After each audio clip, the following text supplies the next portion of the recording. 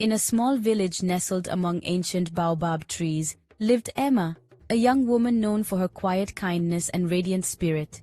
Her days were filled with laughter, community, and the simple joys of village life.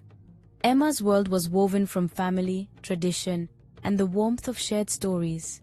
She dreamed only of a future rooted in her home, surrounded by love and the familiar rhythm of her people. Her father taught her to read the stars, her mother the songs and wisdom of their ancestors. Emma felt rich in ways money could never buy, content in the embrace of her village. But as the baobabs whispered, peace is often the calm before a storm.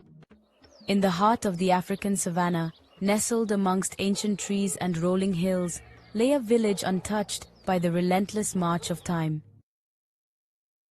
Life moved at a slower pace here, dictated by the rising and setting of the sun, the changing of the seasons, and the rhythms of the earth. The villagers lived in harmony with nature, their days filled with simple tasks and quiet joys. One day, a sleek, shiny car, an anomaly in this rustic landscape, shattered the village's quiet, its engine roaring like a predator disturbing the peace. The vehicle, a symbol of a world far removed from the village's humble existence, kicked up dust as it navigated the uneven terrain, its arrival heralding a change that no one could have foreseen.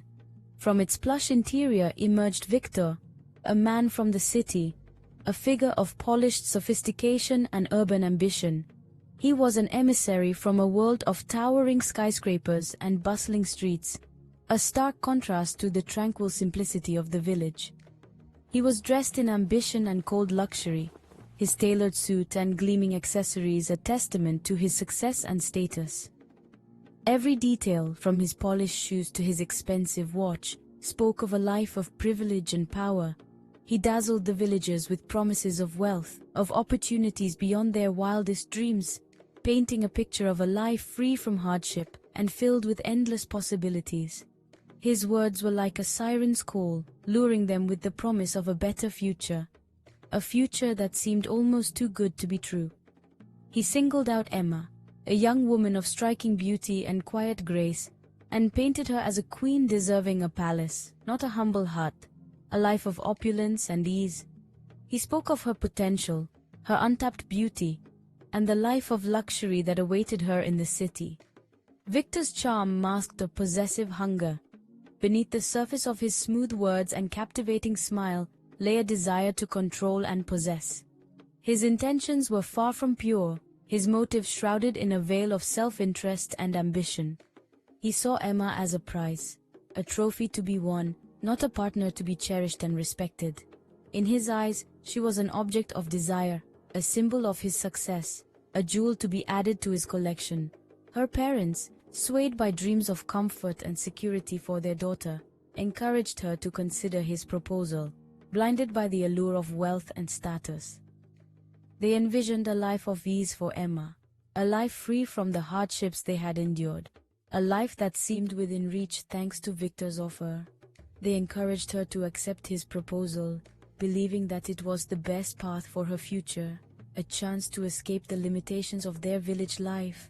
They urged her to seize the opportunity, to embrace the possibilities that Victor offered, to step into a world of luxury and privilege. Emma hesitated, her heart torn between the familiar comfort of her village and the glittering promise of a life with Victor.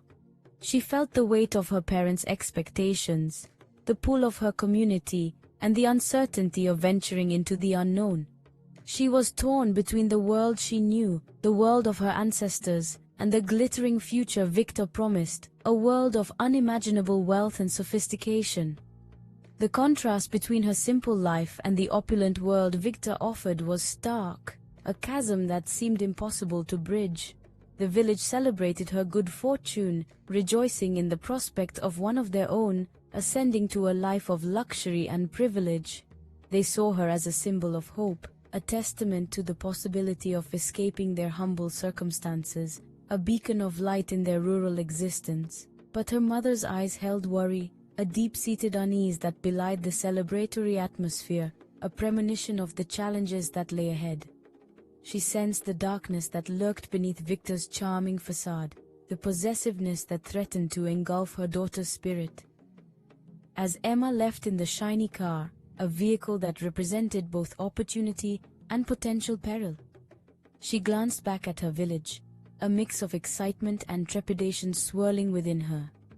The car sped away, carrying her further and further from the only life she had ever known, towards a future that was both alluring and uncertain.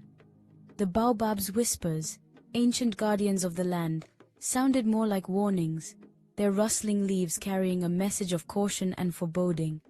They seemed to sense the impending danger, the potential for heartbreak and loss that lay ahead for Emma.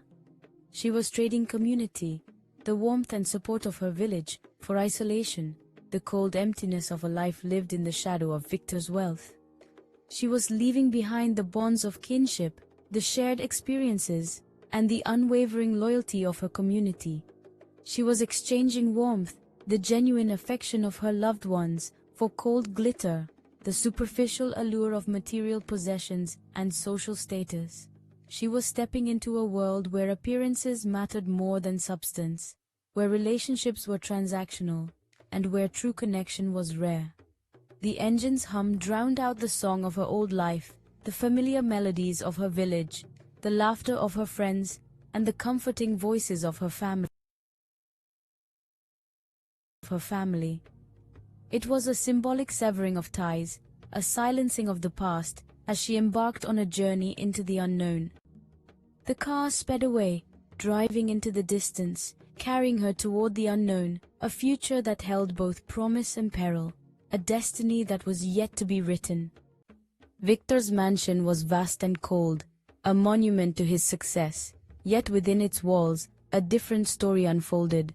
The sheer scale of the place was overwhelming, the long hallways echoing with an unsettling silence. Each room, though impeccably furnished, felt sterile and devoid of warmth. It was a place designed to impress, not to comfort, filled with luxury but empty of love. The expensive furniture seemed more like museum pieces than items meant to be used and enjoyed. The opulent interior, while visually stunning, lacked the essential ingredient that transforms genuine affection and connection. Every corner whispered of wealth, but none spoke of happiness. Emma became a trophy, a beautiful object to be displayed, adorned with gifts but stripped of purpose and connection.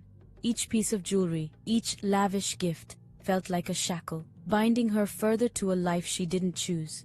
The material wealth only served to highlight the emptiness within her, the growing chasm between her present reality and the vibrant life she once knew. Servants were forbidden to speak to her, their silence adding to the oppressive atmosphere. Victor was distant and controlling, more concerned with appearances than with her well-being. He saw her as an extension of his success, a reflection of his power, rather than a partner to be cherished. His cold demeanor created an unbridgeable gap between them. Her laughter faded, slowly replaced by a quiet resignation, replaced by a practiced smile and a growing loneliness. The genuine joy that once radiated from her was now masked by a carefully constructed facade, a desperate attempt to conceal the pain that gnawed at her soul. The loneliness was a constant companion, a shadow that followed her through the vast empty rooms. The vibrant woman from the village was being erased, her spirit slowly suffocating under the weight of Victor's expectations. Her spirit dimmed by isolation. The walls of the mansion seemed to close in on her, crushing her spirit and stealing her will to fight. Victor criticized her every move, finding fault in everything she did, trying to mold her into his silent ideal. He wanted a wife who would be seen and not heard, a perfect ornament to adorn his life. Emma's world shrank to silent rooms, each one a reminder of her confinement and longing for the life she'd lost. She would often stand by the window, gazing out at the world beyond, dreaming of the freedom and simplicity she had once known. She realized that wealth could be a heavy burden, a gilded cage that trapped her more effectively than any physical barrier. And a house is not a home.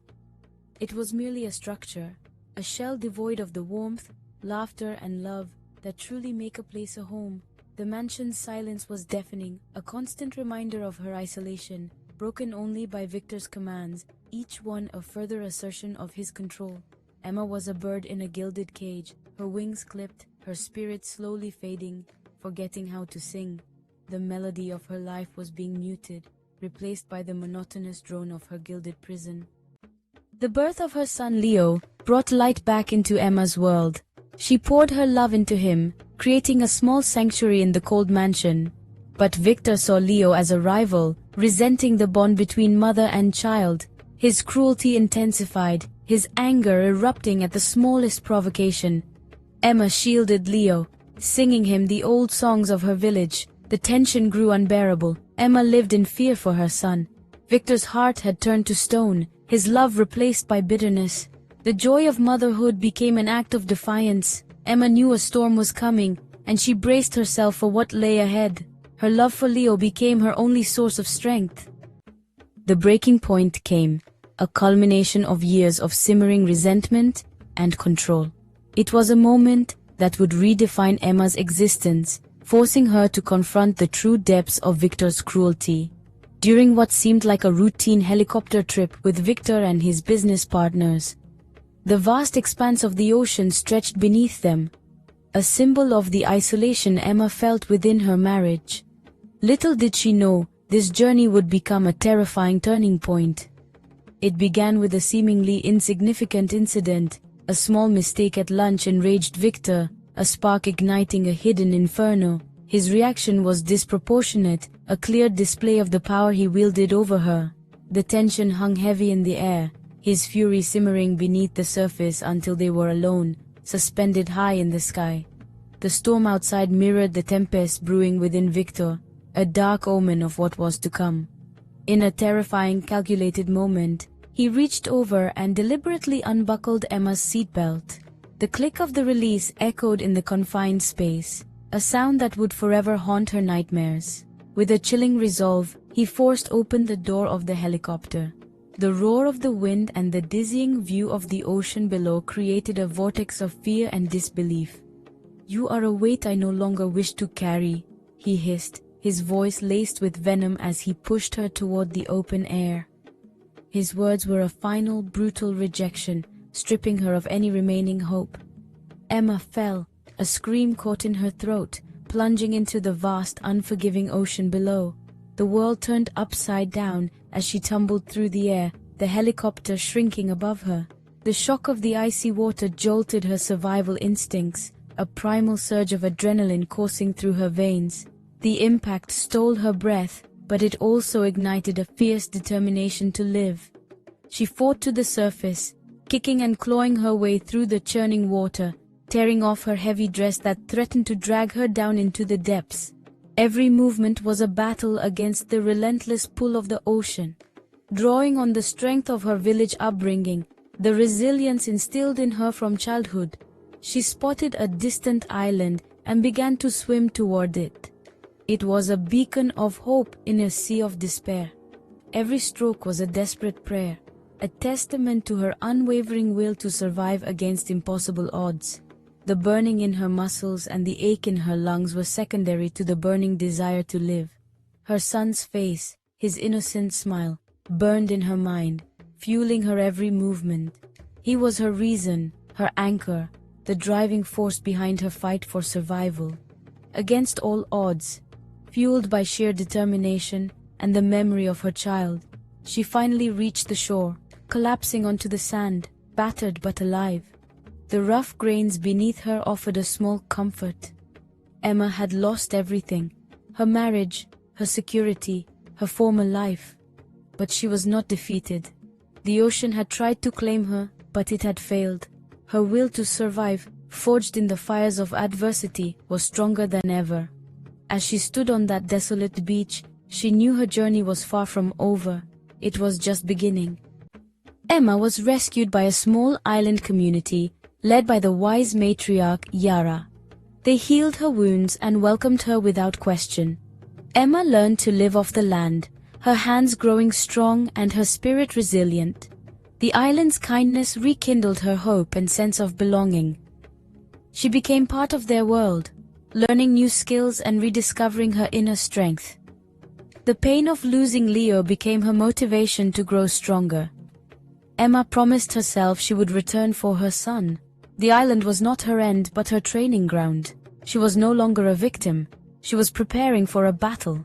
Each sunrise brought her closer to reclaiming her life. Over the years, Emma transformed her pain into purpose. She crafted beautiful jewelry from rare island shells, her designs inspired by nature and survival. Her creations became sought after, turning the island into a thriving trade hub. Emma taught the villagers her craft, building a cooperative that lifted everyone. She became a respected leader, known as the Weaver of Fortunes. With her newfound power, she gathered information about Victor, planning her return. She knew victory would require patience and strategy, not brute force. The island had given her a second chance, and the strength to reclaim her first life. Emma was ready to fight for her son. Emma returned to the city, no longer a frightened girl, but a powerful, self-made woman. She quietly built alliances, outmaneuvering Victor in business and winning over his former partners. Victor, unaware of her identity, watched his empire crumble. Emma's final move was a public speech, sharing her story of survival and resilience. She looked Victor in the eye, exposing his cruelty without naming him. The truth rippled through the crowd, shattering Victor's reputation. His power collapsed, undone by the woman he tried to destroy. Emma's victory was not revenge, but the triumph of truth and strength. She had woven a new destiny, one built on hope and courage. The queen had returned not to rule, but to reclaim what was hers. With Victor defeated, Emma won custody of Leo. She reunited with her son, gently rebuilding their bond with stories and love. Emma left the city, returning to her village and using her wealth to uplift her community. She bridged her two worlds, connecting the island and the village in friendship and trade. Leo grew up surrounded by kindness, learning the values of resilience and community. Emma's story became a legend, a testament to the power of hope and inner strength. She taught that true wealth is found in love, not possessions. With courage as her compass, Emma built a bright. Her life proved that even after the darkest storms, the sun can rise again.